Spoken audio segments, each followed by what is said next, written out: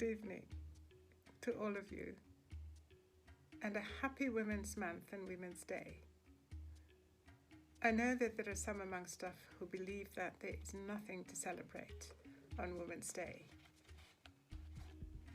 for all kinds of reasons. And unfortunately, I don't agree with that point of view, because I believe that celebrating Women's Day is absolutely essential, because it acknowledges the struggles that women have played in trying to achieve gender equality and women's empowerment for many, many, many decades. My mom struggled for women's rights in her days when she was a young teacher, and when she was active in the National Council of African Women. And yes, they didn't win all the battles, but they certainly put the issue on the agenda of their time. I also know that my generation of women have done a lot to get the issue on our agenda, and we cannot afford to negate the gains that we have made in this time. I remember the National Women's Coalition that was formed in the 90s, which insisted that women from all parts of the country, black, white, women of all classes and races and genders, came together and insisted that women's issues be placed in the negotiations related to our now world-renowned constitution. I also remember, as recent as last year, the women who came together and said no to sexual and gender-based violence. And they insisted that our politicians, and our president in particular, addresses the issue with urgency. Now, yes, of course, we have not achieved all the rights that we are fighting for. But then who said rights are given to us on a platter? Historically, people have had to fight for their rights in ways that were peaceful, but also in other ways that were perhaps less so. So today, what I would like to do is to celebrate the women who have on our campuses, in our universities, said no to gender-based violence. They are continuing to say no to a world that does not treat women in the way in which they certainly deserve to be treated. We may not always agree with their methods, but the Constitution does give them, and all of you, a right to protest. We do exist in institutions which are structurally, which are culturally, and which are systemically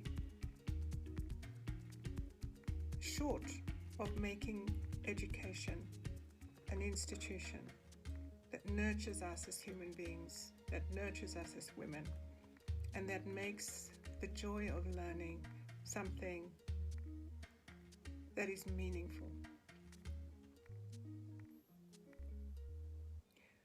And so my message to all of you today is to ask each and every person who's watching this video to make gender equality and women's empowerment a personal mission for yourselves.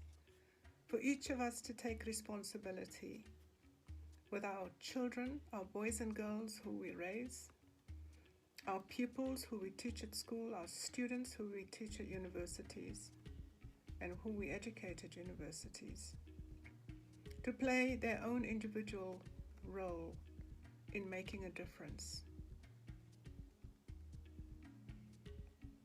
We cannot afford not to celebrate the gains that have been made and to negate the struggle that women have engaged in. That will not stop. In any case, women will continue. It doesn't matter how long it takes them. to demand equal opportunities at work, to demand work of equal pay for work of equal value, and to demand their rights to be observed as is embedded in the Constitution for which they fought for. It is a long struggle, like the struggle for racial justice. It is institutionalized. It is in the depth of our cultures, and it is in the essence of our structures. It is about personal bias and about prejudice, but it is also about institutional sexism. And we need to understand the relationship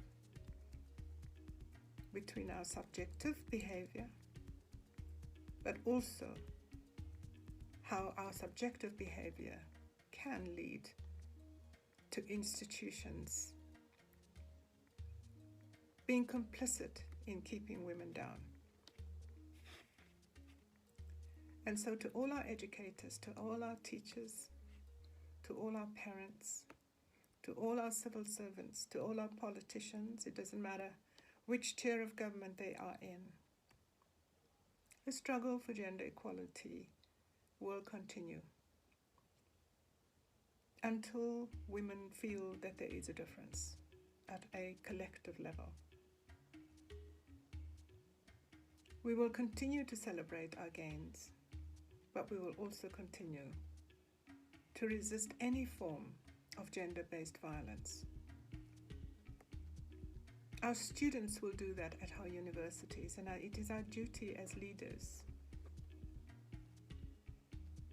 not to deny or to be complicit or to negate the struggles that students have engaged with in our universities. I wish you all a good Women's Day on Friday, and I encourage you all in your own personal or collective way to celebrate it alongside many women in this country